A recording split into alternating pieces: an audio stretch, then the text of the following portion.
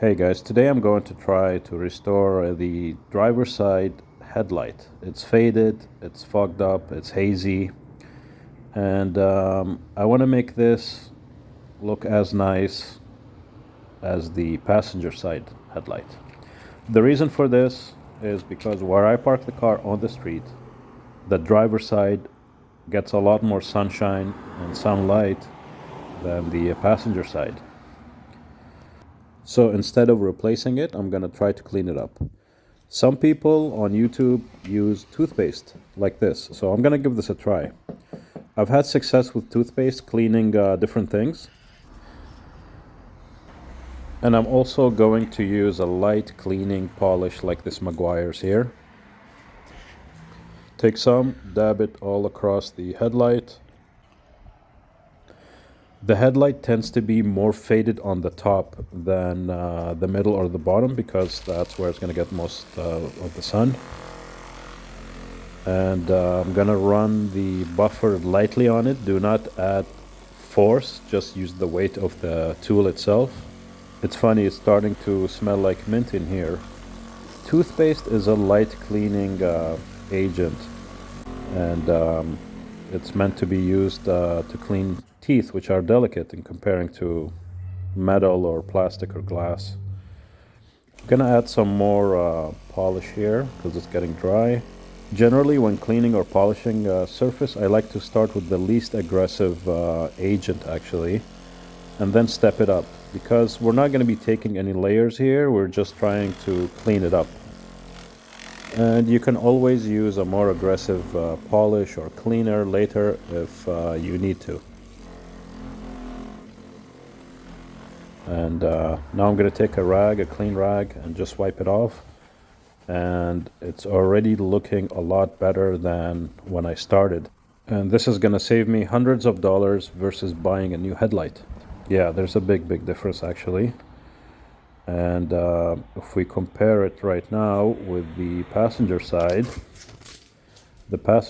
is a little bit more clear, but the difference is getting very close between the two. So I'm gonna do another run here. And as I said, the headlight generally, it's the same thing with our other car. On the top of the headlight is going to be more foggy and hazy than the middle or the bottom of it, because the top part of the headlight gets more direct sunlight and it just cooks the material and fades it. Yeah, it's looking really nice. I'm going to try a more aggressive polish right now. And after this I will stop because it's already a big improvement and the headlights don't look hazy anymore. It would be much better if you can open the hood so the machine can reach all the parts of the exposed headlight, and you don't need to dirty up the body. But the way I pull the car into the garage, I can't really open the hood right now. It might be a good idea after this to go back to a finer polish to have a smoother finish, get rid of imperfections and fine scratches. But it's okay right now for what it is, and I might do that again later on. But I'm very satisfied with what I've done today because when you have faded headlights, it just makes the car look older and doesn't make it look as nice, less well taken care of. I don't know. And it's going to save money versus buying new headlights. And here it is outside. Now compare it with the good side. There's some tiny scratches there. I think that's from the Colgate. There's not a big difference now between the driver's side and the passenger side as before.